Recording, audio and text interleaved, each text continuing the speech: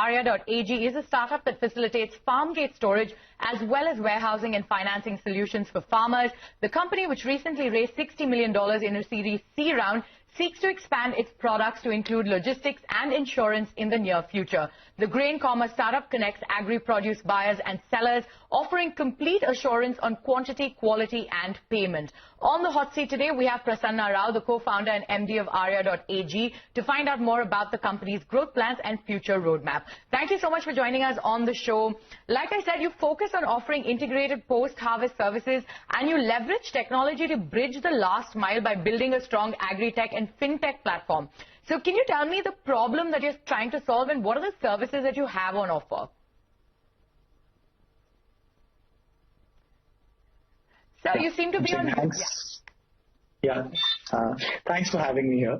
I think, as an agri-tech startup, one of the first things that we saw was that, at one end you had farmers, forced to sell their produce immediately after harvest at whatever distressed prices. And then on the other end, there were buyers who had absolutely no visibility of aggregated produce at one place, and they had to go through multiple levels of intermediation to reach their raw material. And as a startup, that's where we work to try and see how we can connect them efficiently so that both the ends benefit the most through these technical connections that are created for them.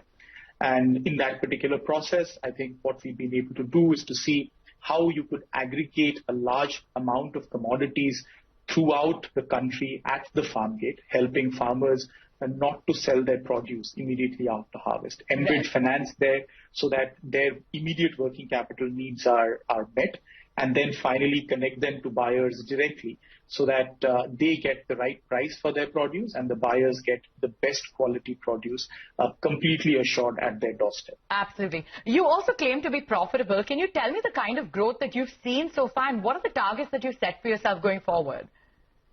So, during the pandemic, we saw stupendous growth. We've grown at about more than 2.5x on most of our services. We've seen our embedded fintech book growing by about 3x. And on the commerce side, where you connect buyers and sellers, over the last about 3 quarters, we've seen almost about an 80% growth quarter on quarter. All right, so 2.5 times growth then during the pandemic, so big boost there. But can you elaborate more on your credit offerings? What's the kind of growth that you've seen on that front, and what are the ticket sizes of the loans? You also claim to be NPA free, so how do you manage that? So as a business, the way we've embedded finance in our model is to see that we offer finance against commodities that are stored in warehouses. So these are loans that are secured. It clearly leverages on an asset which always is available with farmers, which is their own produce. And we offer about 70 to 75% of the value of the commodity as a loan to the farmer instantly. And which is why we make sure that the NPA rates and any default rates are drastically low in this particular business. We've also facilitate a large amount of structured trade through embedding finance, through trade finance structures. And that has been something that we've seen stupendous growth over the last 3 quarters, as I mentioned. So these are financing offerings that work together with the commerce offerings, and which is how we've seen commerce growing by about 80% quarter on quarter for us. All right, so commerce growing 80% quarter on quarter. What about new offerings? You're looking to launch logistics and insurance products as well. Can you elaborate on this a bit further? So what we've seen is that, across about 10,000 of our storage points that we've digitized across the country, commodities come in, and then once you facilitate trade or commerce, the commodities need to move out and reach the end users. And which is where the need for logistics really comes in to say, is there a way by which you could digitize that part or that leg of the transaction as well? So what we've been able to do is to try and map logistics players, transporters at each of these storage points, and then build that into the transaction cycle. So as a customer, you could avail of all of these services, starting from storage, finance, commerce, structured trade, and logistics in one chain. The other thing is at each of these levels, whether it is storage or during the transportation and the logistics leg, there is an inherent need for insurance.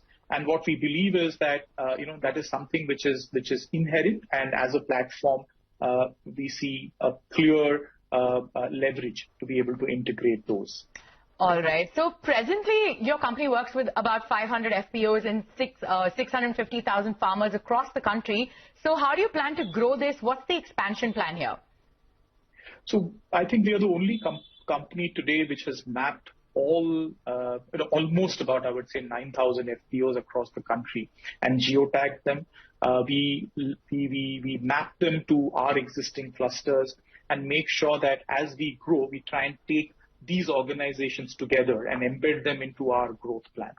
There is an inherent need from these FPOs and their members to be integrated to markets at scale. And that is what Arya.ag as a platform does.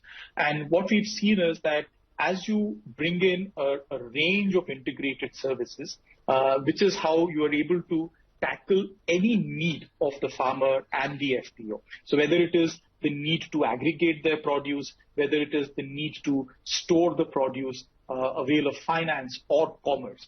The other thing that we are also doing is to try and work with FPOs and partner with them on the pre-harvest side.